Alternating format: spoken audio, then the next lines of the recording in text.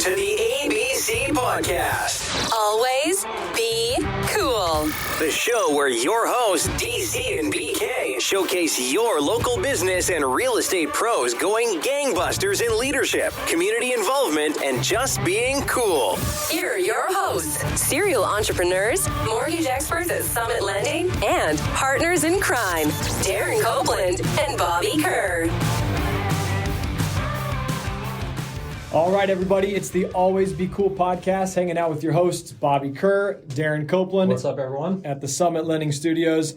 We are so excited today. Somebody that is very near and dear to a lot of our hearts, especially as Kansas City Royals fans, Mr. Rex Hudler. All right, here we go, everyone. So born September 2nd, 1962, graduated from Bullard High School at Fresno, California, where he played baseball, soccer, and football, was recruited to play football at the University of Notre Dame, was the first-round draft pick of the New York Yankees in 1978.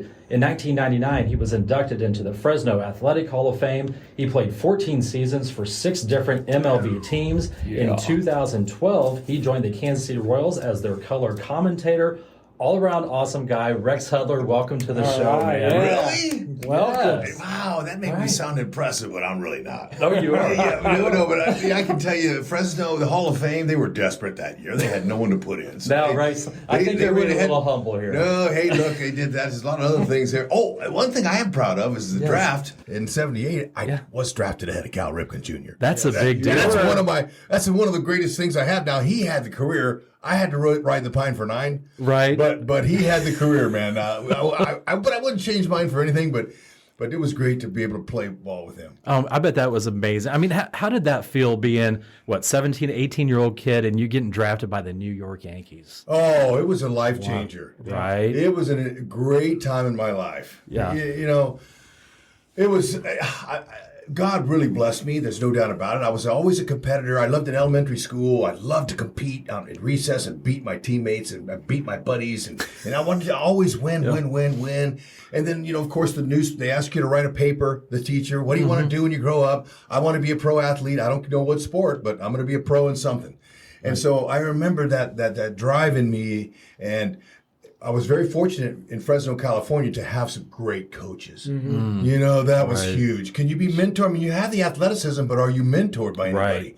They were fantastic. My football coach was an ex-football player, but, he knew great things. His name was John Anabo, and I had the greatest high school baseball coach you could ever have, and Mike Noakes. He's a legend in the Valley, in San Joaquin Valley, in Fresno, California. He was teaching me things that I heard later that the Yankees were trying to teach me. Oh, wow. So, at that, to be coached by such high-level coaches really made a difference in my youth as a young player. And so I was advanced, kind of like some of these young guys are now. They're all advanced when they come into baseball because they're specialized. Right. But I look back on that. I had a lot of help. Believe me, my mom and dad were a big help, too. Yeah. Yeah, so it wasn't just me, I.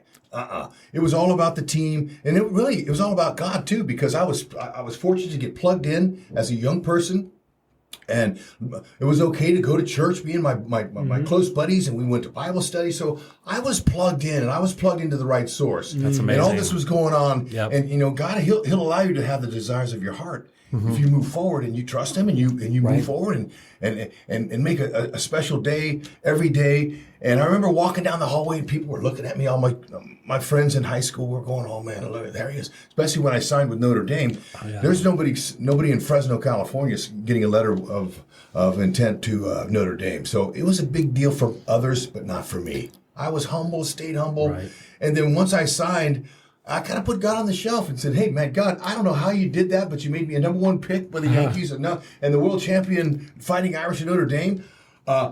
Thanks, but I'll see you in the big leagues. I can get there now. I'll get back to you. I can do it." And he was like, "Okay, Hud, go ahead. Good luck to you." All right. Ooh, man, and get those wandering shoes on. Yeah. I wandered. Right, exactly. Man, we got some good nuggets in there already, some Hudisms for sure. Oh, all But day. talking about the humility and the fact that right away at a young age, you were plugged into some very positive people. And I think so many people don't have that opportunity. So they might have all the talent in the world to get drafted by the New York Yankees or a Major League Baseball club, or get a letter of intent, or sign on to be a college athlete at a premier school like Notre Dame. Right. But they may not have the moral support and the people to give them that that real role model that someone needs to take it to the next step. So maybe like stay on that topic a little bit about what it takes to make sure we're always doing the right thing. You know, I really had no idea, but my mom and my dad both prepared me for that journey. And for my journey, 21 seasons, 10 years in the minors and 10 in the majors was exactly that. It was a journey. Yeah. But I remember my mom always teaching me manners. She's going, son, you know, first, that handshake is important. I need for you to shake my hand firmly and look me in the eye. And I want you to make contact because first impressions are huge. And Did you say your mom taught you that? My mom taught me that too. Yeah. Yep. You know what? Those are little things that parents teach you. But when you leave the house at 17, that's an early exit. So I was on my own. I found myself on my own. Well, not just that, but manners. Right. Yes, sir. No, sir. Yes, ma'am. The respect. Whenever my mom would call me from across the house, I could never yell, huh? She wouldn't say anything. She didn't say anything until I came there. Yeah, I had to go there. So and then when she was in the room, I never answered, huh? It was always, ma'am, excuse me. So those things, and I remember like really okay. But it all ended up in my favor. Right. So now I get signed by New York Yankees, and George Steinbrenner wants to meet me because I'm his first round pick. So I was his bonus baby. He had never had one. So you were the first round pick since George owned the team. Wow. He bought the team from CBS in 1973. Okay. Okay, and then this was 78. So they hadn't had a number one pick till then. And so he wants to meet me, and of course my next stop after that would be Oneonta, upstate New York, which was a little bit of just a little puddle jump from New York City, but that was where they had their A-ball team where I was going to start. Okay. So fly all the way across the country, and I remember getting out of getting into a taxi, and my first ride in a taxi ever, you know, and I'm riding to New York, and I'm in the big city, and he pulls up in front of Yankee Stadium, and the meter said $15, and I said, I'm getting ready to pull out some cash and give it to him, and he goes, no, that'll be $35. I go, well, it says 15. Well, no, you have to get me back to where I came from. Because here I am telling this guy, this is my first ride and everything. So he ripped me off. Get me back to where I came from. Yeah, didn't you know that? Right. Yeah, so I give him $25, and I took the receipt up to Mr. Steinbrenner's assistant, and I said, ma'am, here's my assistant. She goes, oh, $35? Oh, well, welcome to New York. Yeah. Basically, you got ripped off. Yeah. So my first ride... my first time away from home, I get ripped off. So here we go. Yeah. Now, if that was a sign of things to come, I should have made notice of that. Right. Because, you know, in order to get to the top, it's a humbling experience, man. You got to eat a lot of crow. You got to have humble pie. You got to eat humble pie. It's so hard. I teach that to my young sons now who are out trying to get out in the world. We're in a generation where everybody wants it now. Yeah, we are. It's not going to happen. Right. It won't happen, especially if you want to be the best in the world. Right. So all those things. So here it comes. Here comes Mr. Steinbrenner. Sit down. Mr. Steinbrenner will come out. He comes out of his office. Hey, Rex, how you doing? George Steinbrenner. Hey, Mr. Steinbrenner. Firm handshake. Eye contact. Thank you, sir, for drafting me. I hope someday I can help you win another world championship, sir. What an honor it is here. So he invites me into the office, and he had pinstripe carpeting. The furniture was made out of ball gloves. You know, and this is at the stadium, right? Okay, at Yankee Stadium. Yes. He hit a button, the windows open. I mean, he didn't have to do any recruiting trips. I was already signed. Yeah. And so I'm like, wow, this is so cool. And so I went down, took pictures and everything. But when I found out, I was with them for 7 years, which was a long keep for me. They kept waiting for me. It didn't work. But I remember one of the trainers said something. Hey, you know what? Mr. Steinbrenner, he liked you from the very first time he met you. He liked your manners. He liked your discipline. Right. So I look back on that and I go, man, you know what? My mom was right. Mom, thank you. 1-0 you. Thank you for helping me gain favor. Right. Just by the fact that you cared for me and you gave me some tools that's going to take me into the real world where I'm going to need it. So I substituted my Notre Dame degree, which would have been awesome. I would have loved that. I've been proud and been connected all over the country. Sure. To a worldly degree. Right. Where very smart. I knew how to survive. I knew how to handle getting fired. I knew how to handle eating at a 7-Eleven when you had no money. Right. You know, and learn how to, you know, deal with life's issues. Right. So I'm very thankful for the education I got in the world and especially for my upbringing. Very, very thankful. Well, you had such an amazing foundation between, your mom and, all these mentors as your coaches and having, faith at a young age, man. You had so much, like you said, in your favor going for you that was prepping you for the next step. Right. Because, I know you're a humble guy, Rex, but, when you're drafted first by the Yankees and George Steinbrenner and you had a letter of intent from Notre Dame, you're kind of pretty awesome athlete. It could have gone the other way. Yeah. You could have not been humble. I could run. Thank God for speed. He put me in the front of the line when he was passing out the speed gene, which is great. I'll take that. Now I was in the back of the line for other things, but the speed was there. So I had speed. I could catch the ball.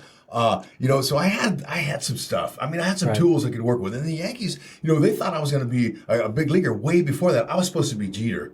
But it just didn't work out, and partly because all that strength I had as a young person, my faith was strong.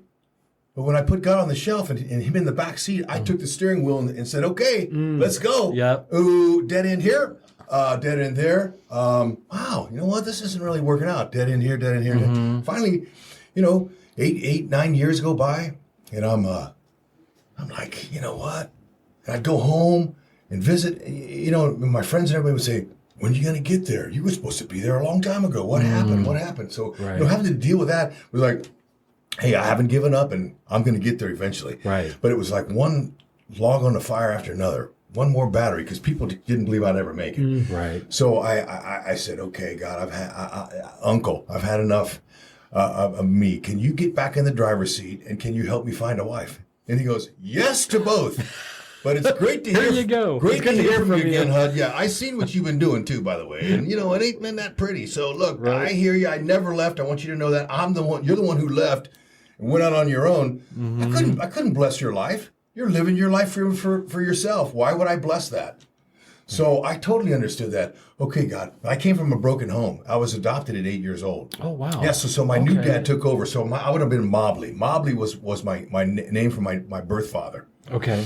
And then I had two brothers, and then Mom divorced, and she married Hudler. And Mobley goes, hey, look, you're around the boys all the time, and I don't want to keep pulling them away. Why don't you just adopt him? So we got Hudler name, and that was painful. I remember the pain of that. Right. So when I'm 28 years old now in my own life, I'm like, you know what? I want to settle down. I've been running for 10 years, dabbling, doing all kinds of things, that the world says is good, what ball players do. Yeah. It was empty. There was Always is. Nothing satisfying. There was nothing. Right. So I'm like, I know, God. Help find me a wife. He goes, all right, Hud. Here she is. So after a year or so of diligent prayer, he lifted her up and he goes, there she is. And I went, whoa, God, you got great taste. She's hot. She's also got a great heart. And he goes, yeah, you asked me, I gave you, Hud, like always. If you ask, you should receive. Now it's up to you to catch her.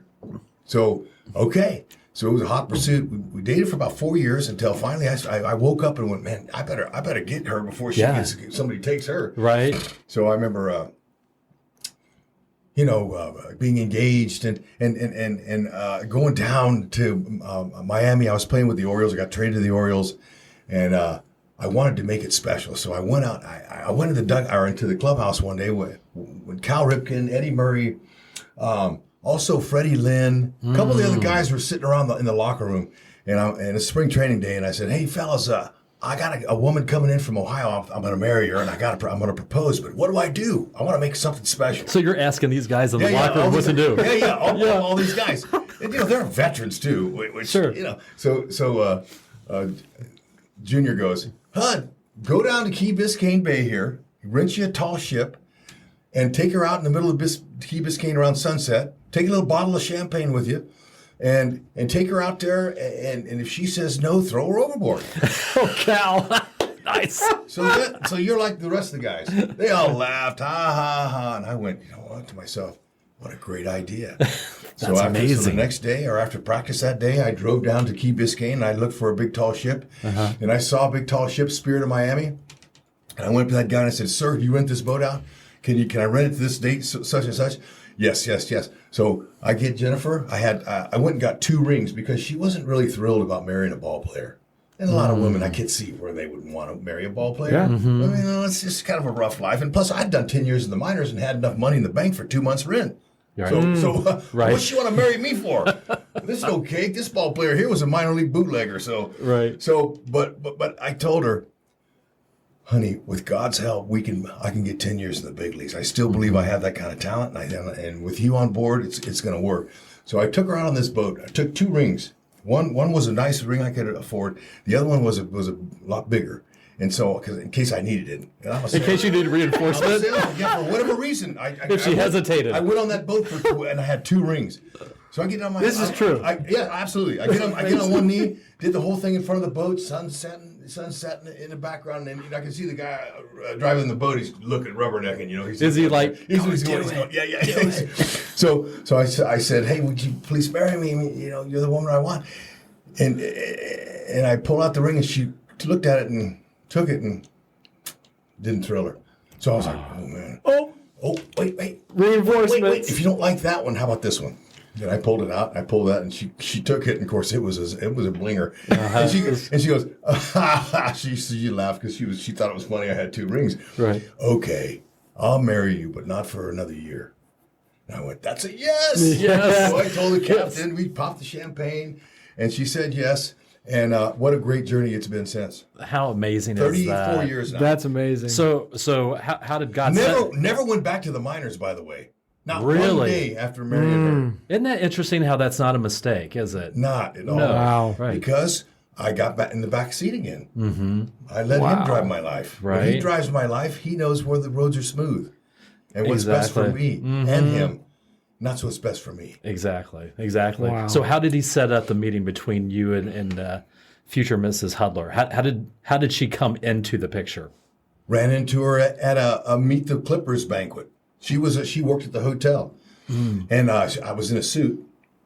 She thought I was a businessman, I'm sure. And you know what? We had some small talk. She worked there and said hi, and she was working at the desk at the gate to where we left the hotel. We had that. It's a Chamber of Commerce meeting where one player sits at a table of 10. Oh, okay. So it's a big, 500-600 people. Sure. So left. And I saw her, and I said, hey, can I have your number? She goes, nah, I'm not giving you my number. So, but I remember where the hotel was. So after a couple of weeks went by, 2 or 3 weeks, I kind of got settled in the season. I called her up over there and said, hey, will you date? So we dated. I told her what I did. She was like, whoa. I said, She's like, oh, hey, no. This is not a proposal. Right. Come on, man. Hey, I just want to take you out. I just want some dinner. Let's have a date, man. I like to dance. I like to do something. I'll treat you right. I'll treat you like a lady. Yeah. You know what? That's all I'm looking for is a date, not a wife. Right. So we dated. That's what we did. She laughed it off, you know, because honesty is important, especially when you're dating women. You're that age because, they're that age too, and they're kind of looking around too. Right. So I always want to be right honest with the women because I was playing ball. That was my focus, my priority, but it was getting late. Yeah. I knew I needed some help. It was time.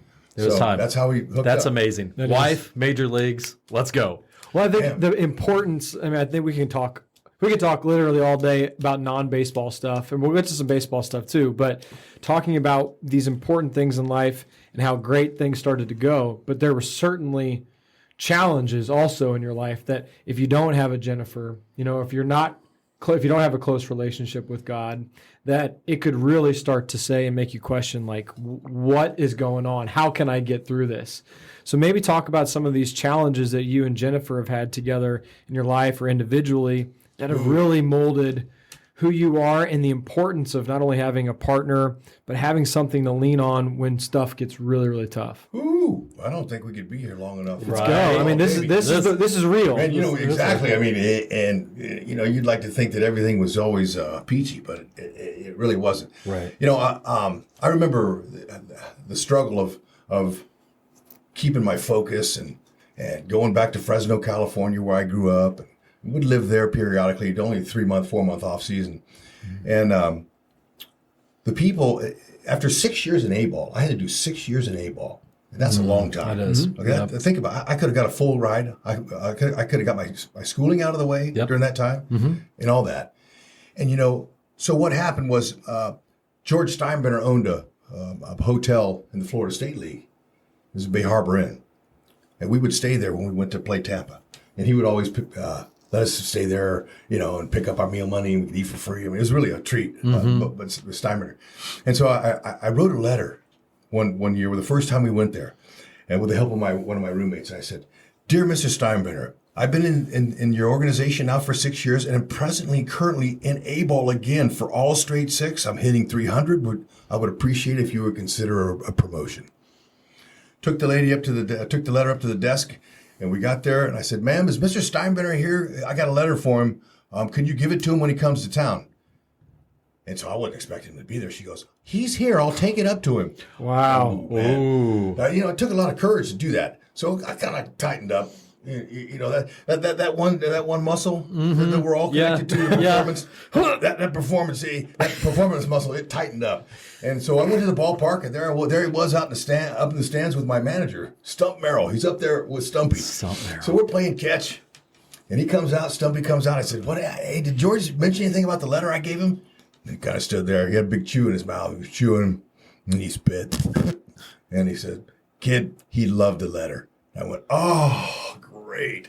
And I went in the locker room and relieved myself because my stomach was so messed up. And I was like, "Oh, my gosh." I was messed up. So I played the game. I got a couple hits for him. And we bust back to Fort Lauderdale. And then the next morning at 6 o'clock, he said, "I got a call from the Yankees saying you're going to AAA." So you went from single A to AAA like that? Yeah, one phone call. Nice. Overnight. Do you think that would have happened without the letter, though, Rex? No. That's no amazing. Way. So I was urged on. I had the Holy Spirit who's inside of us. He gives us direction sometimes, and I was not fearful at all. And being a number one pick, and they invested money in me, I knew I still had a little power left. So I remember when I asked my manager if I'd write a letter, he goes, "Wow.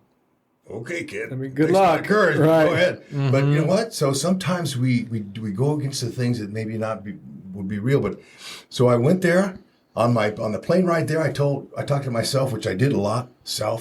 You pop off to a guy like that, and you go up there and lay an egg, you're in trouble. Let's go. It's time to stand up. Yep. So that was the beginning of me starting to shed that fear of being a big leaguer and saying, "You know what? It's my turn now." And so when I changed that mentality from woe is me to I'm a guy, and now I'm taking on a woman that's used to nice things, and I want nice things for her. And we got kids that are coming that we don't even know about. Hud, they're counting on you to get a 10-year pension. So I knew that 10 years in the minors would pretty much kiss my everyday job in the big leagues goodbye. But my mom always used to say, after she saw me toiling in the minors, she goes, honey, you'd be a good utility player. Why don't you accept that role? You'll play a lot longer. You won't burn out. Because if you played every day the way you play, you'll break your neck or something. You'll be done. Injure yourself and be out. Yeah. So she goes, pace yourself. Okay, mom. By the way, the difference between an everyday job in the big leagues and a utility player job is about $3 million. Just so you know. Okay, that's the reason I'm pushing for an everyday job is for a nice opportunity to make some money. Right. But I accepted my role. I did exactly like she said, and she was right. Got your 10 years in. Got my 10 years in. Yeah. But it was because, some of that early, the rough times. Jennifer and I had a lot of fun. We didn't want to have any kids. I wanted to get to know my wife. So we bonded for 7 years. We bonded together. Nice. She got to see what the big leagues was about. I took her every summer, every city, all over with me. And we had a blast. We had so much fun. Just living the dream. So, all of a sudden, though, she wakes up and looks at her clock. And she goes, "Ooh, honey, when are we going to have kids?" Here we go. She looks at her clock. My clock is ticking, man. Okay, well, honey, what do you think? God, are we ready? Sure. Okay, let's go. So we started our family, and gosh, this was great. Alyssa came, and I was with the Giants. They let me go right before the season ended, right before spring training was over. So they were already made up teams. They went with a younger player.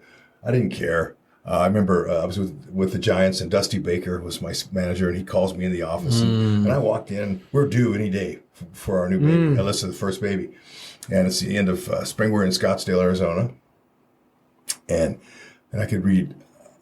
Dusty Baker was standing up in his office, and I go, oh, GM was sitting over there with his head down. I'm thinking, this can't be real good. Yeah. Hud, I'm going with a younger player, man. I know it's a tough time for you and your family, and, you're getting ready to have your first baby, but going with a younger player. Wow. Hey, Bake, thanks for having me, man. I love being here. It was. I got to meet Orlando Cepeda, Vida Blue, Willie Mays. And I grew up in Fresno, 3 hours from here, and those guys were my heroes when I was a young kid. And I got to play for you. I'm better for being in your camp. Thanks for having me, man. I appreciate it. He wasn't expecting to hear that. He wasn't at all. So the GM looks up right away and goes, hey, kid, when you're done, you come to work for me. And I said, you know what? Is this a fire and hire meeting? Because I'm not ready yet. I'm not ready. But thank you. Thank you, sir. Yes. So I was so excited about my first child coming. I couldn't think of anything else. So no big deal. And I was confident in who I was. I just come from Japan. Mm-hmm. That was a great time. Yeah. So a lot of success there. Yeah. I didn't know what I learned because I hadn't played in the majors after that. I mean, just a spring training. Sure. And so she was born the next day. And Bill Bavasi, the general manager of the California Angels. The next day, hold on. The next day.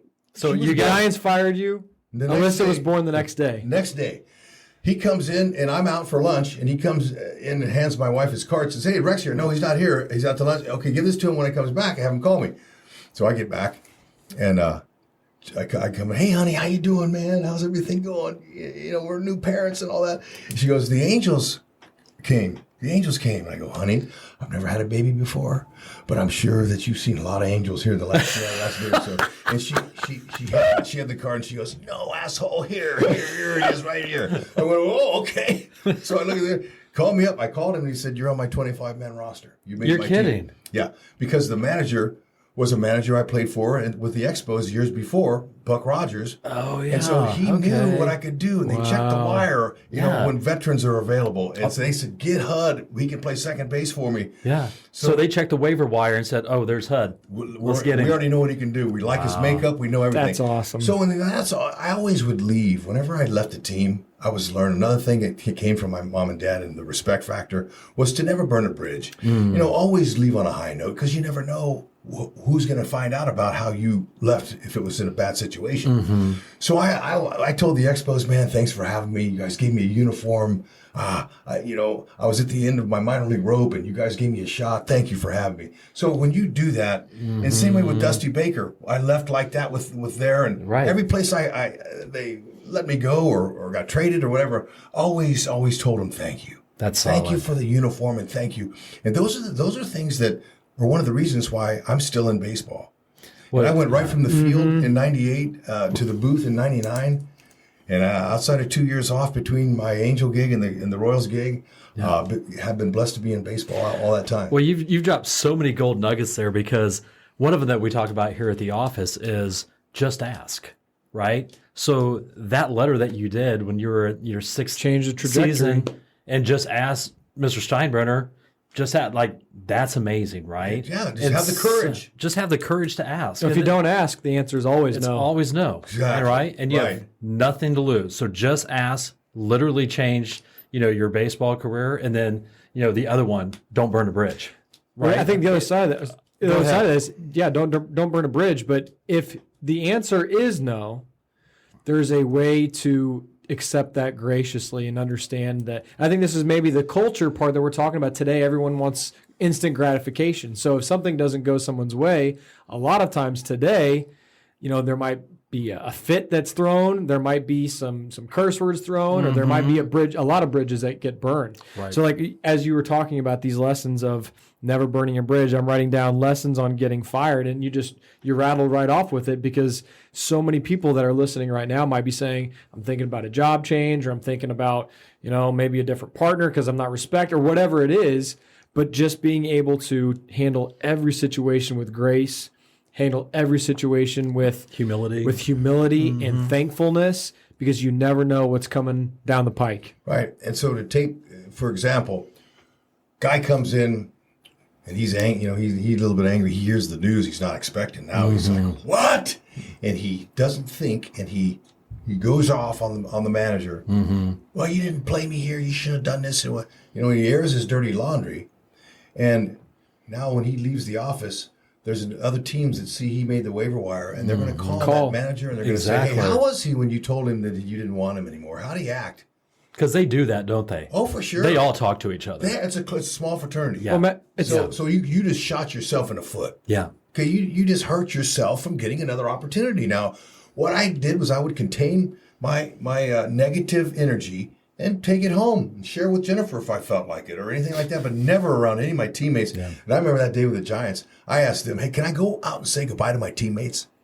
And they were like, Hud, usually when you get fired, you get your stuff and leave. Right. You're out. Right. And I go, can I go say goodbye to Robbie Thompson, Matty Williams, Barry Bonds? Right. All those guys, man. I was looking forward to playing with them this summer. Yeah. So I went out there and I'm around the batting cage.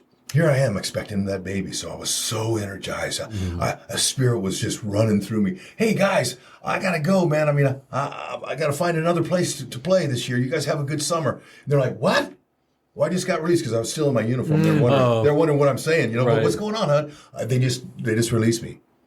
I remember Robbie Thompson looking at me going, Hud, you act like you got a promotion. What's wrong with you? You just got fired, man. What's wrong with you? And I said, nothing. I'm going to find another job somewhere. Yeah. I love you guys, and I want to play with you this summer. But, man, hey, it's not going to work. Right. So let's go.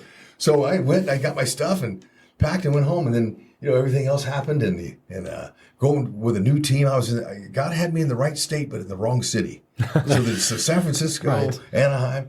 Anyway, it all worked out for that particular time. I think it's important to recognize that, when people are listening, they're going to be like, Rex is just a weirdo. Like the fact that he's so happy after getting fired. You're human. Positive. You're not happy about those situations. You're understanding in that moment that even though I might be upset, that there are other things coming for me, and I need to handle this in a specific way because I know that all of these people are still going to be in my life at some point. Yeah. So I think that's important, that distinction. Well, I think a lot of it's self-awareness of being in full control of your emotions. Right? Like you were in control of your emotions. Into the room, the minute that you get a tap on your shoulder, you're at your locker. That's a coach. That's one of the coaches. The manager goes, he always gets a coach and go, hey, go get Hudler. So they tap you on the shoulder. The minute you look at this guy, you go, oh, okay, wonder what this is all about. So you're preparing. You have a little chance to prepare before you go in there. If this is the bad news, how am I going to react? Sure. Okay? If it's good news, that's easy. Everybody can always say, oh, great, hey, thank you. But what's that going to be like? And I turned it over on them, and they were blown away. And not only did I believe that God's Spirit shined, I know it did because I saw Dusty the next year. And I go, Bank! And I came off a really good year. I almost hit 300. And I go, Bank, what happened, man? I was ready to make your team. Oh, Hud, I made a mistake. Man, I made a mistake. He goes, but man, I'll never forget, you were ghosted. I go, what do you mean ghosted? He goes, you were ghosted when you came in our office, man, thanking me and it's like you got a promotion. So they saw it. Dusty's a believer. Sure. Dusty, he felt it. Yeah. He knew. That's why he shook his head and went, That's pretty cool. But think about all the friendships that you made over the course of your career and, and just walking through this office and seeing one of our composites from Royals Fantasy Camp. And you're like, hey, I got drafted in the same year as Buddy Biancalana and I played against Motley and all this. I mean, do you ever look back and think about how amazing that is of all the friendships that you've made over the years? Yeah. And you know what? I can't take credit for that. That's just being moved in the right place at the right time. But when you have God in your driver's seat, you ask him, take me where you want me. He says, okay, Hud.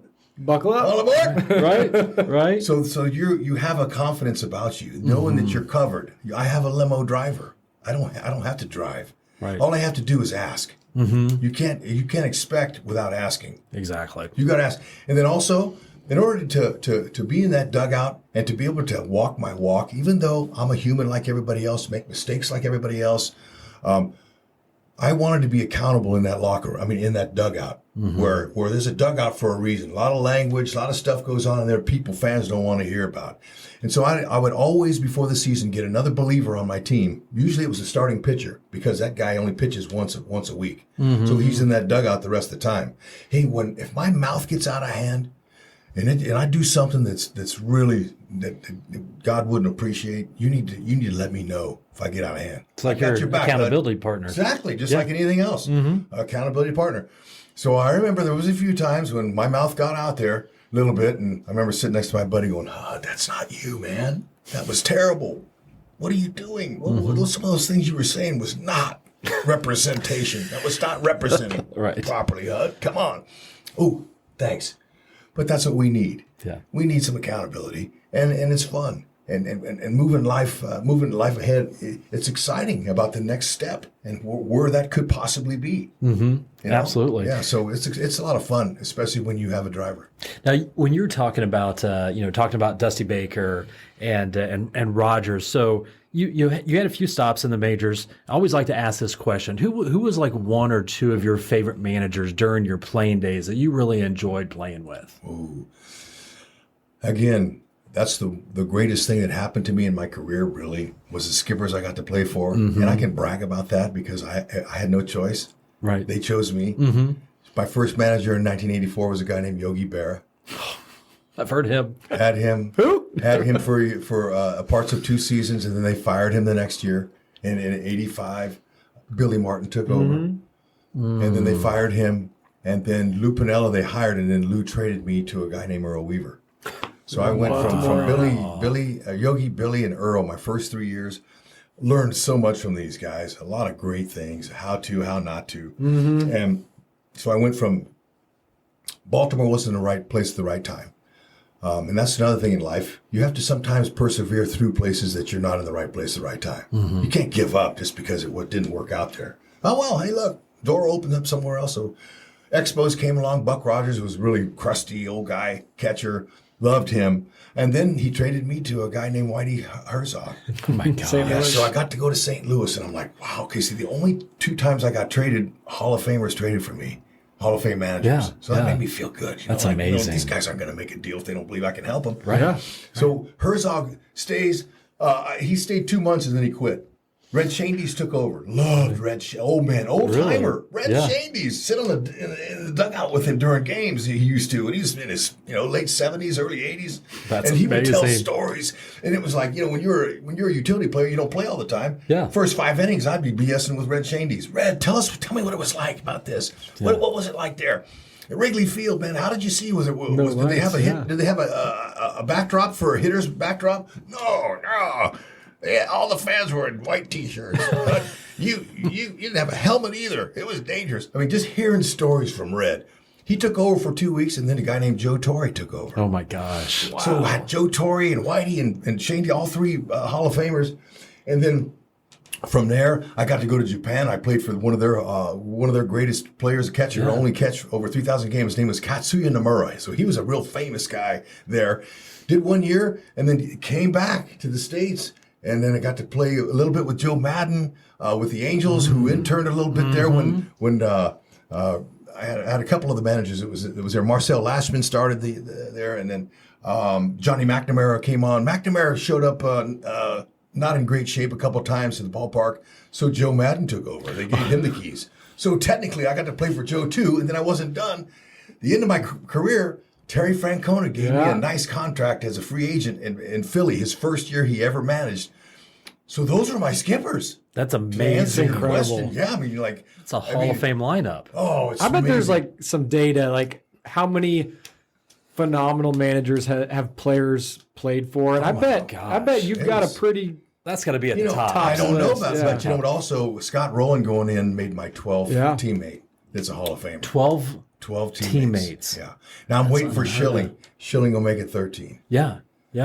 But just an incredible run. You stay in it that long. You move around team to team. I always love to encourage young guys. Hey, look, if it don't work out here, it'll work out somewhere else. Right. And you're like, oh, I want to stay here. This is my only team I run. Dude, you know what you're missing? You're missing out on meeting another team's Hall of Famers, all their people. You expand your people.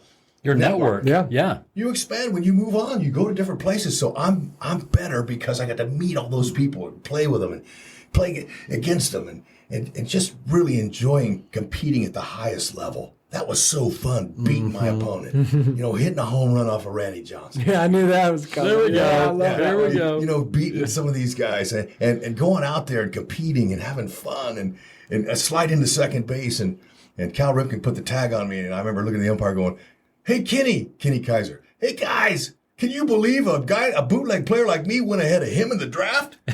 And I'm dusting myself off, and the umpire goes, Junior, is that right? He went ahead of you in the draft? Junior turns around and goes, he never reached his full potential. So just that's that banter amazing. back and forth, competing. on the field. Right. Do you think that's why a lot of guys stay in the game, just because they're so afraid of what it feels like to not have that daily competitive spirit and the camaraderie? Yeah, if you can control that, if you have the ability to stay in the game, you don't have control. If It's you're not making the plays or getting the hits, guess what? They'll find somebody who is. Right. So you're always being judged and characterized. But just having fun, realizing that you're a guy, you're one of the players, that you're not going anywhere. You're going to play here or some other team because you're good enough to be a big leaguer. Right. That was a very satisfying feeling. Oh my gosh! And to be able to play 7 positions and pinch run, steal a base late, hit a homer off the bench, those kind of things there, you gave me the opportunity to stay in a long time. So I'm really grateful for the physical abilities that God gave me, but also how to learn how to survive, how to be a survivor, how to be a good teammate, how to encourage your guys. Right. What do you do? Like we come in, I played on a lot of losing teams. Oh, here's another pact that God made with me. So when I got my hands and knees, when Jennifer and I got married, I said, God, thank you so much for allowing me for 10 years in the minors. I want 10 years in the majors. You think that's possible? He goes, all right, I'm going to let you in. I'm going to let you in the promised land. You're good enough to be there. And since you let me back in the driver's seat, I'm going to let you in. But because of your sin the last 10 years, you're not going to play on one playoff team. You're going to play on every losing team I can find. So no playoffs? No, not one. That's okay. Yeah. So here's what the deal is. Last place teams in professional sports are all threatened. It's not fun. It's not a good place to be. Managers are going to get fired. Right. Coaches are going to be fired. You're going to be in a place where now you can work for me. I want you to work for me, Hud. I want them to see you come in, see me in that spirit, come in that locker room every day. So I remember some teams it'd be rough. By the time I was kind of getting beat up a little bit on my drive to the ballpark, but I'd look around and I'd go, you know what? That's a guy hanging a wire. He's mowing the lawn. That lady over there, she's driving an ambulance. I bet if I pulled over and said, hey, I'm going to the big leagues. You guys want to come with me? They would drop what they're doing and say, hey, what? Yes. So I would start finding ways to motivate myself. Little things. I'd watch the news, see all the bad stuff on the news and go, wow, and I'm going to the ballpark. I'm hitting 220 at a big league ballpark? Come on, Hud. Let's Perspective. go. Yeah. So when I got to that locker, by the time I got to that locker room door, okay, Hud, who are they going to see? They can't see that guy who's in there moping. Open up the door, look at the people, say hi. What do we got today? What a perspective. Media, see the guys in media standing there. How you doing, sir? Good day. Good day. Good day. And a lot of guys just put their head down and walk right by those guys because they don't want to hear from them. They don't want them coming up and asking them why they're not performing. I wasn't afraid. I wasn't afraid of the media. I loved them. And my teammates, I'd walk by them and maybe see a young player with his head down and go, hey, young man, everything okay? Family all right? Yeah. Well, you look like you lost your best friend. What happened? Well, I'm getting beat. Oh, you're getting beat. Oh, I got some news for you. If you don't get your head up now, you're going to get beat again. Right. So let's go. What's yesterday is yesterday. It's gone. Dude, you can't control what happened yesterday. You better look forward to it right now. Get your head up and let's have some fun. We're playing baseball, man. We're playing a kid's game. Let's go. Yeah, let's go. Come on. So that was was what I did. That was part of my game. And so I really enjoyed that side of it, even though it was on losing teams. Still, you got to be who you are and do the best you can with what you got. Did you ever think about coaching? No, I didn't think about coaching or broadcasting. I knew that God would put me where He wanted me because I'd ask Him when it was over. So I wasn't sure what was in my future, but I can tell you that I was mentored by some really great players. Dave Winfield for the Yankees mentored me, and you know what he said? Some of the things to me, kid. He goes, "I seen you play. You know, you may be heading back to the minor leagues before you want. So here's the deal. Here's what one thing's guaranteed a ball player. What's that?" I said, "I don't know." He goes, "You'll be an ex-ball player." He goes, "So that's guaranteed." Now, what you need to do is you need to take the blinders off when you come into these places and look around at these fans. These people that come to the Yankee Stadium, they own corporations. You're going to work for one of these people someday. Okay, when you're going back to the minors, those people all are workers at corporations. Right. Which is okay, but still, take the blinders off. Ask the guy in the minors, the PR guy, if he needs a player to speak for him at lunch, you raise your hand and volunteer. You go and you share. You start sharing your skills. You start talking and being comfortable talking because someday, somehow, you're going to need another job and it could work out for you. Wow. And this was from Dave Winfield. I see Winnie once in a while and he's like my daddy. He was so sweet to me. You know, he gave me a limo if I'll come to his fundraiser. He goes, "Hey kid, we got an off day next week. I'll let you have. I'll get a limo for you if you'll just come to my fundraiser, and then you can have it the rest of the night." I'm like, "What? Oh man, you want to do that? Yeah, of course I'll come." I hug Winnie around his waist. He's so big, you know. He's big. He's 6'7", but he's a monster. And I thank him. I go, "Winnie, thank you for your advice. Thank you for mentoring me. You absolutely made my second career. You got me into it with your advice. I love you." But he's a classy guy. A lot of them. Willie Randolph, King Griffey, Sr., Junior's dad. Yeah. LaRoche, Dave LaRoche, he was a fantastic guy, mentor to me. Cal, Eddie. So I had so many of these guys that were not afraid to pass the game along to me, encourage me, and love me. And therefore, when I became a veteran in that age group, I encouraged others. So the game of Major League Baseball, it's passed down. Sure. You have to pick up the baton, though, when it's time and not be afraid. A lot of veterans will go, "Oh, I don't want to say nothing. I don't want to say anything." I would tell the guys, "Hey, you get on that airplane last. Let everybody get on the airplane first. You're a rookie 1 year. Come on, man. Look, you want respect when you get to be my age? You're going to want respect. Quit cutting me off on the airplane. Let's go. This is your first year." It's all about respect, fellas. Come on, man. You're going to want it. You. And so I would love on them. I wouldn't yell at them. I would love on them. Sure. And that's how you get them to, that's how you lead. You become a leader by encouraging and loving. And then when you say something like that, all the 12 rookies in Philadelphia, there they were after I shared that with them after the game, waiting before we got on the airplane. They're waiting with a smile on their face, and I would give them high fives. "Hey, way to go, way to go, way to go." So you pass the game on. If you're fortunate enough to go wire to wire like I was, you learn so much about yourself and others.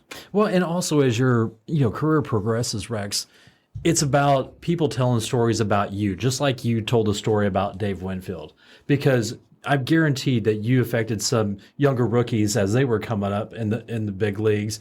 And how good does that feel? If you see them out and around or traveling or whatever, for you to be one of their mentors or give them some pieces of advice. They're hugging you around the waist. They're loving on. thinking, "Man, Rex, you really helped me out," right? Yeah. Well, that's probably happening. There might be a few of those guys, but I can tell you, I'm really proud of Scotty Rowland, who just got in. As I was a veteran, and I was, they paid me mainly because there was 12 rookies on that Philly team. Francona needed a leader. He needed a veteran guy. Right. So it was fun to be able to watch him his rookie year, and then to text him and go, "Scotty, man, I'm so proud of you." And he's going, "Hud, thank you, much respect for you, and thank you for your help." So it's really amazing what goes around comes around. And now that we're on the other side of the diamond up at top and looking back, that's a whole different ball game being a broadcaster. Right. And what a blessing that opportunity was. Yeah, that's amazing. Now, one thing I did want to ask you, it's kind of a little off the beaten path here, but rumor has it that you have quite the collection of memorabilia. Is that true? I would say I had a bat collection for B. Bats. Yeah, yes. baseball bats. Yes. And other things, other little trinkets that I would save. And I would put them away, and we would store them, and we moved around quite a lot. We lived in every city we played in because we wanted to get involved in the community. And Jennifer went with you in each stop? Everywhere we went, we wanted to stay. Cool. Because we would drop down and do what we could. Use the team, use the power of the uniform, and stay there and help with charities, whatever we could do. So we were kind of used to that. But I forgot the bat collection. Oh, okay, the bat. Okay, so we're moving around, and we're moving all this stuff from stores from city to city. And she's going, "Wow, what are we going to do with this junk?" And I said, "Junk." I said, "Well, if you would give me a room in one of these 4 or 5 houses I bought in the last 10 years, we could put them out." And so she goes, okay. So finally, I got my room, and so I was able to put them out. And you know what? It was just fun for me, because my first bat that I got was from Pete Rose in 1988. Oh wow! Last year, he was allowed on the field. They banned him from baseball the next year. Right. Okay, and I'm with the Expos. And I had a friend of mine on the other team, Ron Robinson. I said, "Hey, Robbie, introduce me to Pete. He's my hero." 70s. In the 70s, I was on the playground being Pete Rose, diving, hustling, playing. Yeah. Monty said the same thing. I emulated Pete. I emulated him. I loved his hustle. So he introduces me to him. I shook hands with him. He's on the batting cage. "Hey, kid, I played a game against him that night, stole 2-3 bases, scored some runs, and beat him." And the next day, without asking, there he signed a bat to Rex, a real gamer. Ooh. All my best Pete Rose. Wow. And it was in my locker. And I was like, what? Wow. Look at this. And so here comes Tim Wallach, Hubie Brooks, Tim Raines, all my teammates following going, Hud, where'd you get that? Hey, I want one of those. Yeah. What the heck? So I was like, well, it's mine. He gave it to me. It says Rex on it. So I started thinking, you know what?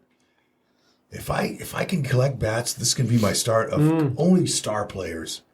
I might, by the time I'm done, I might have some, but I never do. I'd be there tomorrow. And I had no idea that I was going to stay till 98. So from 88 to 98, I got 5 years of the American and 5 of the National. And so I was able to hit up every star player. That's amazing. So we were done, and I had to put in racks and made in racks. I have a Hall of Fame section, now, and I have the young guys and a bunch of guys who were my teammates that weren't Hall of Famers but were great players. And so I did that so my kids would have something and they would know I played number one because most of them were born after my career. Right. And then number two, I wanted neighbors and friends to be able to come over and share and hold a Pete Rose bat, hold a Roberto Clemente bat, hold a Tony Gwynn bat, Rod Carew, It's incredible. Cal Ripken. I want them to see it so you could pull them out and you could take them off the rack and hold them. That's amazing. So we want to make people feel good and go, wow. Like when Hank Aaron passed not long ago. Was it a year ago Hank Aaron passed? I think it was last year. I took his bat and I went to the local pub, local water hole near in Overland Park. Yeah. I went there because I knew there'd be a bunch of old guys in there. And I go, fellas, look what I got, man. What? And I took my Hank Aaron bat. It was signed by Hank. And they were going, whoa, is that his bat? I go, yeah, it's his bat. Rod Carew gave it to me. And then, so here, I'm showing these back to these old men, they're going, whoa, yeah. So That's it's just amazing. so fun to show and tell and different things like that. Yeah. And so I'm really grateful for it. But that's about it. And so we have fun with all that stuff. Jerseys, I got a locker for each team I played for. And That's cool. that's cool. Kind of show. I mean, it's really just, I call it my mini museum. It's not- Sure. Well, it's not anything. Rex, I got to throw this out there because I know what's coming next out of your mouth because I know you would invite Bobby and I to come over and see that collection, right? Because that would be amazing to see. Yeah, that was next out of his mouth. That's exactly So, Rex, you mentioned a couple different things there. You said you like to make people feel good, which everyone who's ever come in contact with you knows that that's who you are as a person. You've mentioned family. You've mentioned helping with charities. Let's kind of go down the line a little bit and talk about Team Up for Down Syndrome and what good your family has done and the awareness and the love that Cade has helped bring into so many lives. And let's talk about that for a while. That is a really, really special thing. Mm-hmm. Thank you. Jennifer was pregnant with Cade during the best baseball season I played ever in the big leagues. 1996. 96 was my best year. And every hit, everything that fell off my bat, everything that touched my bat fell for a hit. I'd come home, middle of the season, Jennifer go, how'd you do, hon? I didn't get a chance to watch the game tonight. I went 4 for 4, and you couldn't have tied 3 of them up, and they'd make the outfield. It was brutal. They were choppers, ugliest hits I ever got. Yeah. But it was just seemed like the season was blessed. Mm-hmm. And you're fortunate if you play 10 years or whatever, and you have 1 or 2 years like that, career year. And so I'm kind of wondering, wow, what's going on? And then so Jennifer would see young people with Down syndrome at the ballpark or an adult. And so she tested high with her blood work for Down syndrome. And I go, honey, it's not going to matter. We went to somebody who was trained in reading ultrasounds who could see maybe thickness in the neck or folding ears or something that a kid with Down syndrome would have. Mm-hmm. So he said, look, from what I see, he doesn't look like he has any Down syndrome at all. It looks typical, but I don't know anything. Mm. So season's over. Jennifer, we have the baby. It's November. It's November 4th is when we had the baby. Now, I had just come off a good year, and so the free agency, I had to get back to the gym. It's in November, so we waited 10 days. But when Cade was born, he came out and didn't cry. So I remember the lady taking him from Jennifer and putting him on the hot pad they put him on, whatever, clean him up. And I remember asking the nurse, he's okay, isn't he? How's he look? She didn't say one word to me. She just went ahead and put him in the thing, and I put him down And I looked at him, and I saw his round booty. I go, wow, he's an athlete, man. I like that. Had little peachy red hair, and I could see it. I go, yeah, that's my boy. Yeah. So quickly forgot about any yellow lights or anything. So, we took him, he cleaned everything, but he still hadn't cried. And then he's with Jennifer, and we're hanging out. He hadn't cried. And so then the next morning, the doctor comes in, and he goes, hey, congratulations, you have a typical healthy baby boy. Okay, great, because he didn't have any strong features. No strong features, so it's hard to tell.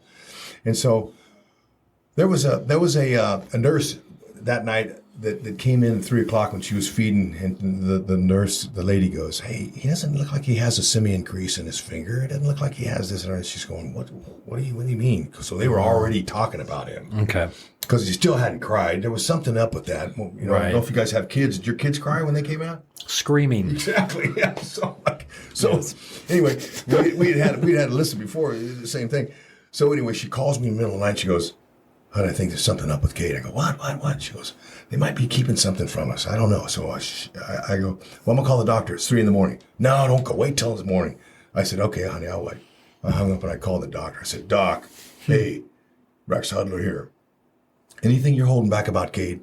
No, we don't know. We'll take a blood test tomorrow morning, just to make sure, and I'll see you tomorrow. Mm-hmm. So we took him home. They took a blood test. We took him home. Yeah. And over my garage door in Tustin, California, my aunt had put a sign, "Welcome home, Cade," and all that.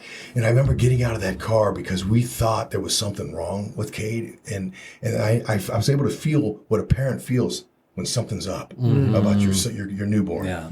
You're not sure. So I was like, I looked around, I kind of took the sign down. I was robbed the joy of bringing him home because of the suspicion of something could be happening. Right. And you didn't know. That next day, I get a call from the doctor. Hey, Rex, just wanted to let you know, Cade has tested positive for Down syndrome. And I went, okay, do you have an owner's manual? Right. What am I supposed to do now? Mm-hmm. So, we'll help you. I hung up the phone. And the whole family was there, grandparents, everything. Everybody just lost it. They started crying and everything. I'm like, wow, what's wrong? Why? We prayed for a healthy child, and that's what we got. Mm-hmm. What's going on? He's ours. We had him. He's our baby. He's our boy. It's going to be okay. Right. So then Jennifer was grieving, and I wasn't. So I needed to talk to a dad. Another parent who had a kid like mine. So I had a friend, Tim Burke, who was a relief pitcher for the Expos. Sidewinder. Yeah. Tim Burke, good pitcher. Him and his wife, Christine, adopted kids with disabilities. One of them became mentally disabled through a heart procedure. Okay. So he had an idea about what that. I called him first time we get him a ring. Hey, Berkey, it's Hud. Hey, man, Jennifer and I just had a little boy with Down syndrome. Can you give me some advice? And he goes, yeah, Hud, He didn't go, oh, I'm sorry, or anything like that. People, when you have a baby, hey, congratulations, Hud. But people don't know what to say. So Berkey goes, Hud, you need to grieve with Jennifer. I said, grieve what? Hud. I go, we prayed for a healthy child. We got a healthy child. Why am I grieving? He goes, did you believe your kid was going to be a big leaguer like you? Yeah. Did you ever think he was going to drive a car, graduate from college, marry, have kids? Yeah. That's what you grieve. You need to grieve the dreams you had of your typical boy. And if you don't, it could come between you and Jennifer's marriage. 80% of marriages dissolve when you have a child with a disability. Oh, wow. So look, you can't let that happen, Hud. You got to guard your marriage. That's number one. You need to keep that. So you need to grieve with Jennifer. And I went, Berkey, thank you. I love you. I hung up the phone, man, and grieved. And man, was that a process. I grieved. I woke up in the morning and there was this pain on my heart saying, you got to take care of this kid the rest of your life. Oh man, how am I going to get through it? And I remember nothing soothed me. My mom was there, my grandparents, but when I woke up and I turned on the channel, they had a scripture channel where they would show you beautiful scenery and put some of God's scripture on there. And I remember reading that scripture and I went, oh, thank you. Thank you. And his goodness and his love was soothing me and was helping me. Okay, helping me get through the grieving process. We're getting through it. So, a week goes by, a week and a half, 10 days, I got to go back to the gym. Mm-hmm. So I get back to the gym and my friends training there are Mark Langston, Chuck Finley, Jim Abbott, Darren Erstad, And I come in, and they're going, Hud, you've been gone for 10 days. Tell us about your new son. We heard you had a boy. And I had to go and tell him I had a son with Down syndrome, one of the most painful things I ever had to do. Fellas, let me just tell you. So I wept. I wept in their arms, and they hugged me. And they loved on me, and they hugged me and said, it's going to be okay, Hud. It's going to be okay. They loved on me. And so I'm walking next to Jim Abbott on the treadmill. Jim Abbott, professional big leaguer, had one hand and was very successful. What blew me away was Abby goes, Hud, miracles can happen. You and Jennifer are good parents. Good things are going to happen. You're going to help him reach his full potential, Hud. Believe that. You guys are good. And it impressed me that his parents treated him like he never had a disability. Never. And so that impressed me. He didn't go, look what I did, Hud. He didn't do that. He was humble. He was like, Hud, it's okay. So, all right, God brought somebody into my life. It's time to get out of the grieving process now, Hud. Now we got to move on. It's time to move on. And so Abby was like, I was like, okay, Hud, thank you. So I get in my car and drive back home. Upstairs, Jennifer's trying to get Cade to feed because he couldn't feed because they have low muscle tone in their tongue. So he couldn't latch on and nurse. Oh, okay. So she's bumming. And I remember my drive home. Holy Spirit goes, Hud, how do you accept a gift? I went, you put your hands out. That's right. You need to put your hands out fully extended because I'm giving you a gift. And I gave you this kid to enhance your life, not to bring your life down. Okay, you need to know that. You need to go home and encourage Jennifer. Encourage her, and you can't see it right now. Cade is going to do great things, and you can't see what I'm going to do with you. I'm going to allow you to put you in a position where you can encourage other parents, other people. It's okay to have a child with a disability. You can't see all that now. Take him and go and be happy. He's going to enhance your life. 26 years of Cade has done nothing but enhance our life and bring light to us and our family, an unconditional lover. He knew exactly who he was giving that to. So Cade has been a blessing. And we would take him wherever and go and share. So I became a broadcaster right when it was over. And it was all improvised. It was all planned. I went to Philadelphia. I had a chance to go. There are the Dodgers. Dodgers had a better team. Philly was going to be dead last. Where am I going to go? God led us to Philly. Go to Philly, Hud. That's another last place team. I told you you're never going to be on a good team. Right. I went to Philly, and man, how did I know that? But I didn't. I broke down. It wasn't pretty, but I did my leadership stuff. But Good Morning America came to the team and asked the team, you're 35 games out of first place. What motivates you to play baseball? And they were asking Kurt Schilling and Dalton and Mickey Morandini and Jeffries and all these guys. And they came to me and asked me, and I was not real happy they asked me that question. I said, what? I'm a big league ball player. We only know one speed. Man, we're not going to be here very long. So I remember they were blown away by that. And then after the game, I accidentally hit a home run off Tom Glavine to win the game. Accidentally? Yeah. So now they come up to me after the game. Hey, would you like to come on our show tomorrow? We got to go ahead and they're going to go edit everything, and make it a little 3-minute deal for Charles Gibson. Right. For Good Morning America. Yeah. So I came on. I go, what time? 6 in the morning. I go, ooh, 6? Ooh. Okay, yeah, ABC? No problem. I put a suit on, a little coat and tie. They said, bring your glove. Okay, brought my glove. And so they did a little interview at home plate, 6 o'clock in the morning. And the Fanatic was there with a hot dog machine, the hot dog shooting machine. So I go out. He goes, Fanatic wants to shoot you a hot dog. Okay, I run out there in my suit and my dress shoes. And he shoots this thing up. I'm thinking it's going to go 10, 15 feet. That sucker went half a mile in the air. I'm like, what? I barely get it. The wind was blowing. I ran. I had to run, and I shoestring caught it on the dead run. And I went like this, and that was it. And I walked back to the set at home plate, and they're rolling on the ground laughing. They were like on the ground. I go, what happened? What happened? Oh, that was great TV. Thank you. So I left.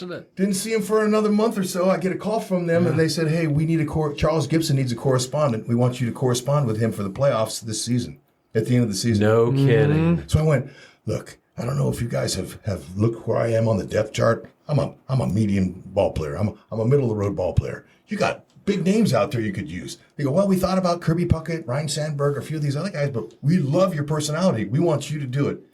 I went, what? Okay, I'm in. Let's go. So God had already started moving and shaking for that second career. Okay, did that whole thing, had fun, did the Super Bowl II for him. Had a blast doing that. Right. I was interviewed Elway, who I knew because he was a Yankee for half the time. That's right. So I knew John. Going to that Super Bowl, media day. Yeah. That was exciting, man. Anyway, I'm trying to keep it all short. So anyway, we did that. And then when it was time for me to go home and not play baseball anymore, maybe I could share that with you too a little bit, how that story happened. Yeah. Then time to go home. Hud, what's next? You need to get out. I got something planned for you. So I got home, and the Angels called in May of the season in 1998 and said, Hud, we want you to be our broadcaster next year. So I said, what? So every opportunity that I've gotten in broadcasting, I've always tried to talk them out of it. I'm like, what?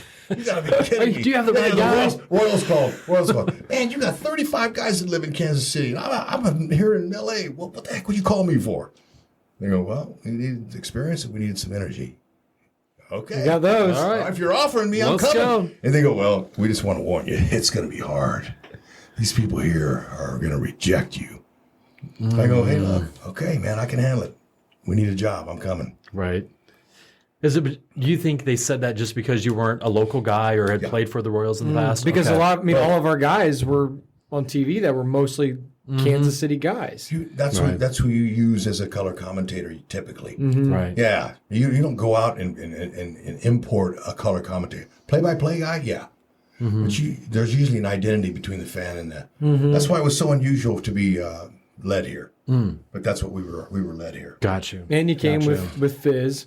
Fizz. So I'm sure that familiarity was helpful. Yeah, and they were looking for a radio guy, and Fizz had that voice and everything, and he's from here, went to K-State. Right. And then he told them, hey, look, if you guys are looking for a color guy on TV, my partner is still available out there. And they went, Mr. Wow. Glass. Mr. Glass liked me as a Cardinal. And he listened to our broadcast at the end of their games in Kansas City, 2 hours difference. And he said, we need that energy here. So That's amazing. Kevin Ulick reached out and hired me. So really, really grateful for that. That's fantastic. Wow. That's fantastic. Is there any, because we want to be respectful of your time, is there any other stories? Because I think you'd mentioned you wanted to share another story. Changing directions. Yeah. How do you do that? Ball players don't want to know the end. Right. Okay, when Dave Winfield kept saying, hey, Hud, you're going to be an ex-ball player one of these days. I was 24 years old. I don't want to hear that. So you're not.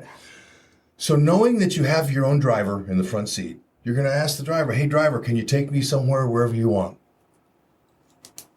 Okay, I got you covered.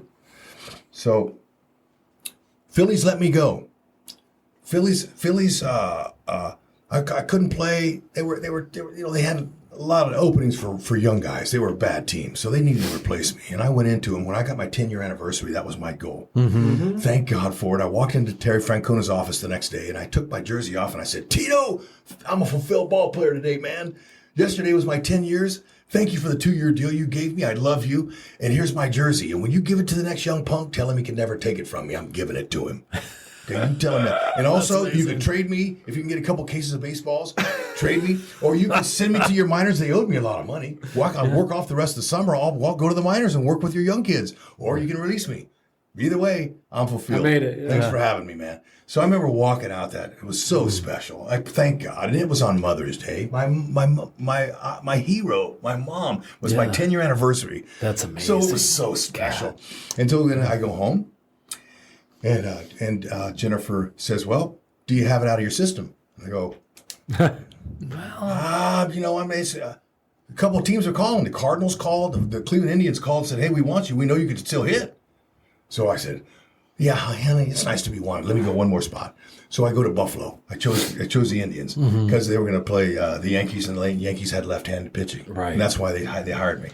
So I went down there, a little rust, nothing. Couldn't hit lick. Couldn't do anything. Hitting. Coming in early, doing all my early work, nothing. After 2 weeks, I'm hitting $140. I call home. Jennifer goes, don't you come home. You come home with your tail between your legs. You stay there and you stick that out. Because I got to live with you the rest of your life. You got to get it out of your system. Okay, hon, thank you. Hung up. Stayed there a couple more weeks. Nothing was happening. It was amazing. I just lost my stroke. I lost my timing or whatever it was. And I remember there was a guy in the stands going, Hudler, you suck. You show us some numbers. And I started thinking, you know what? Maybe it's time. Buddy Black, pitching coach for the Buffalo Bisons. I went in there. Blackie, hey, man, what was it like when you retired? Hud, I was 38 and not so great. I couldn't get nobody out. I felt good, but the hitters let me know. And I see the pitchers are letting you know. I go, yep, that's basically it. This game's over. I went to the manager's office and said, hey, Skip, it's time for me to go home.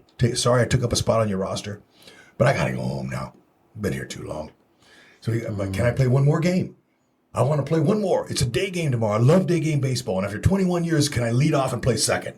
And he goes, you got it, Hud. I go, well, now I want to talk to your team before the game. Okay. I packed my bags. I thinking, man, I'm going to have a great game. God's going to bless me in this great game. You know, I struck out the first time up.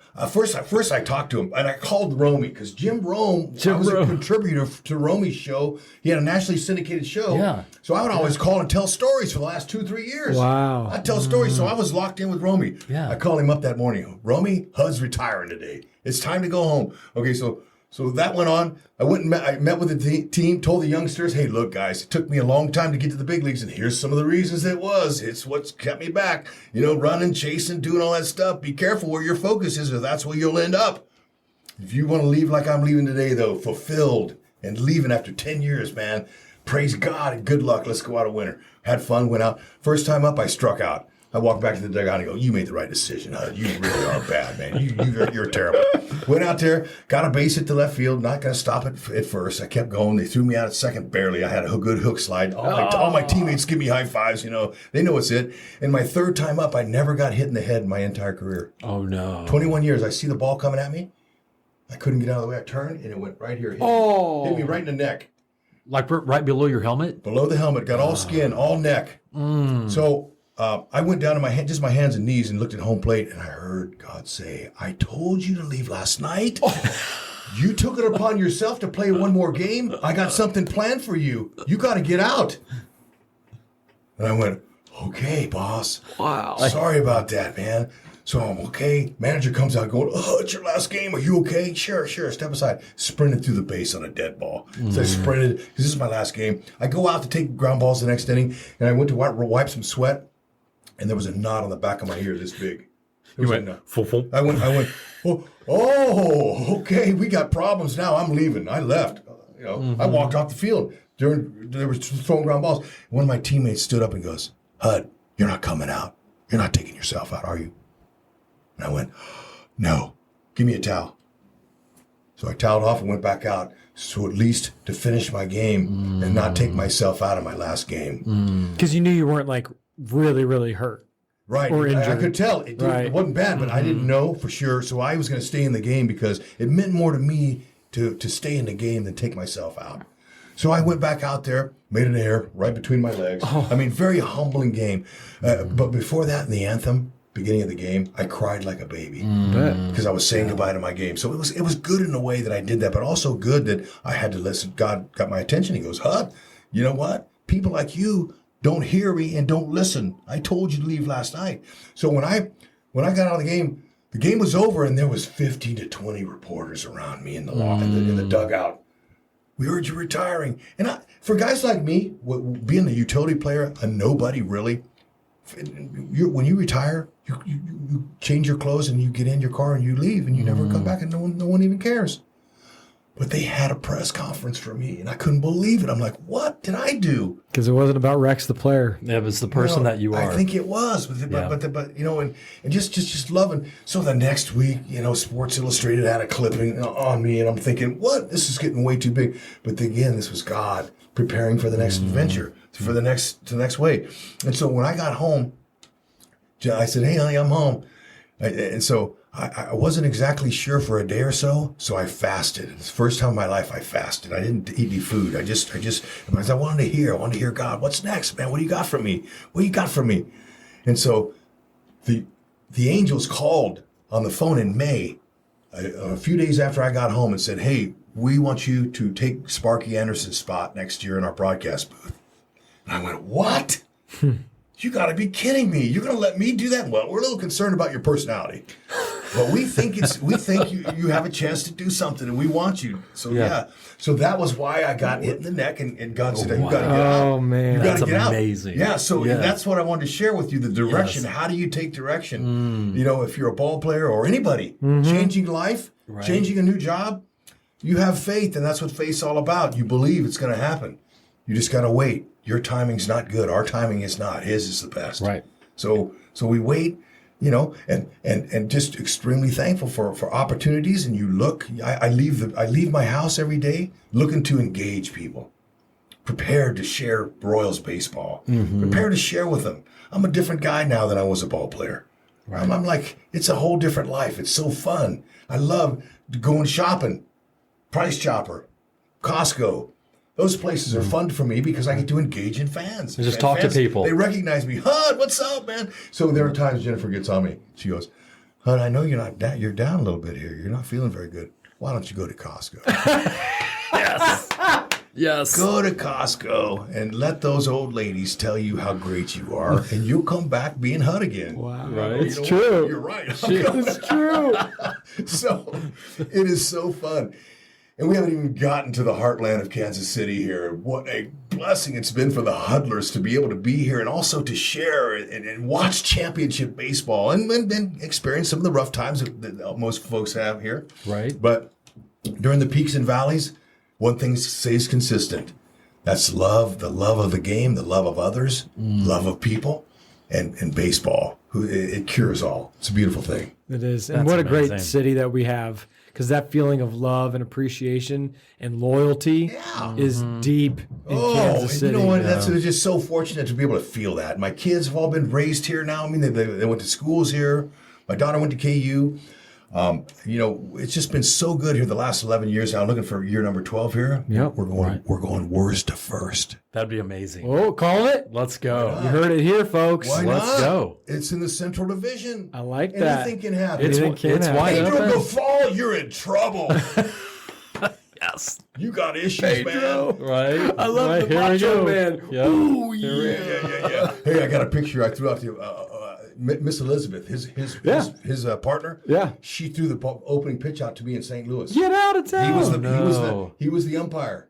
What? Yeah. You're and so kidding. that was the height of all that, Yeah. Macho Man, and also That was perfect. You did it perfectly.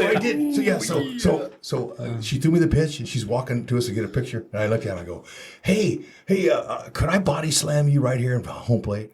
And he was dressed up in his gig. He had the tassels and everything. And he goes, "Ooh, son, that would be a grave mistake." And he did in character, and I went, "Oh, okay." That was who he was, just as a person. Yeah. So anyway, I got that picture. You can That's see it when you come to my room. I have the picture. when you come to your house. I have a picture of why not? him and Miss Elizabeth. That's and me. phenomenal. That's phenomenal. That's awesome. I love That's it. Awesome. Hey, I love your optimism. Worst to first. I like it. Let's go. I like it. Right? You know what?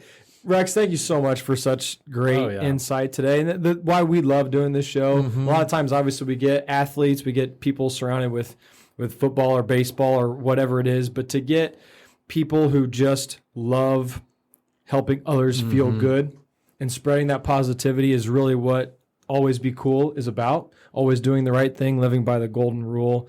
And there are 15 different messages in this hour-plus podcast that we did today. That's something that everyone can take away and say, man, that's going to stick with me for a while. ABC, man, thank you so much for making it happen. Right. And, look, I've stepped out of bounds before, and I'm not perfect. But I can just share with you, I'm forgiven. And I have a God that loves driving me wherever he wants to go. I don't say, hey, take a ride up here. He says, if you're going to ride in the back, keep your mouth shut.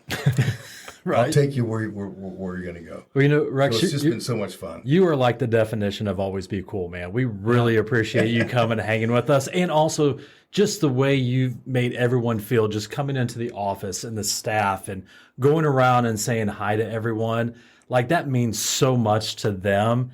And It's easy. And I mean this, like, you coming here has made everyone's day better, and everyone will be talking about this for a very long time. Look, Jennifer's So happy to get me out of the house, man. She's like, man, too much HUD here. Go right? share with somebody else. Right. So it's gotta so go. much fun. Thank you for giving me the platform, Oh, it's opportunity our to share with our pleasure. great people here, man. And come out to the K this summer, where it's going to be so exciting. We've got a lot of young players, and now if our pitchers, when they start throwing strike one, strike two, we got action. Right? Yeah, we'll score enough runs. We got athletes, man. Yeah, we do. It'll be exciting. I love it. Hey, Awesome. before we sign off, why don't you talk a little bit about your book that you've done with Fizz about Are You a Baseball Guy? What? Yeah, let's talk That about came that. out of nowhere. I know, it's an important thing to share, so let's tell the people. Steve Physiok has been a blessing to me in my broadcasting career. 11 years with the Angels, he carried me. He taught me everything about broadcasting and loved it. We would drive to the ballpark together there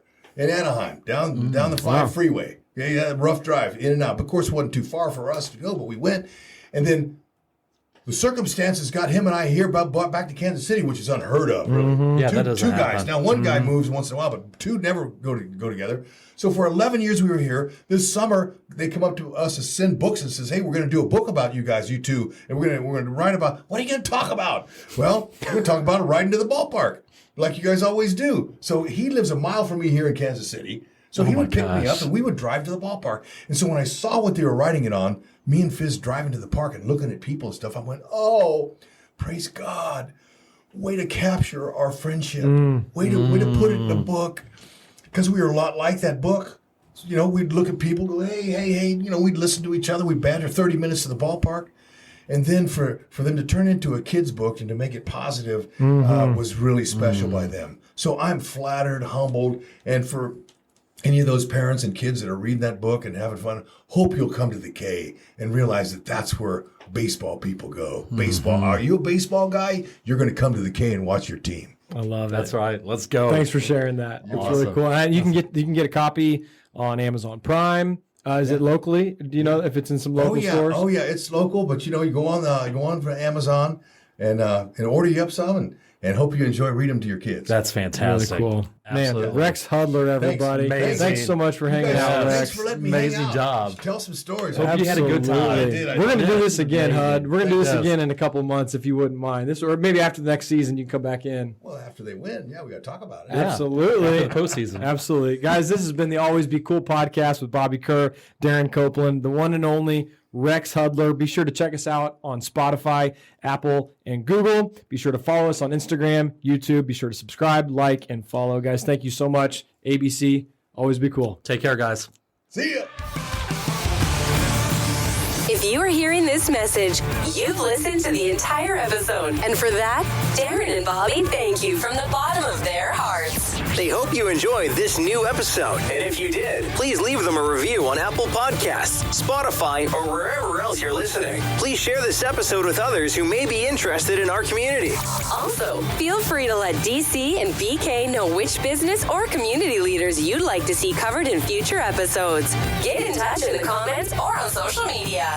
See you next time for a new episode. And remember, always be cool. This podcast is powered by Summit Lending, NMLS number 1850081, Equal Housing Lender.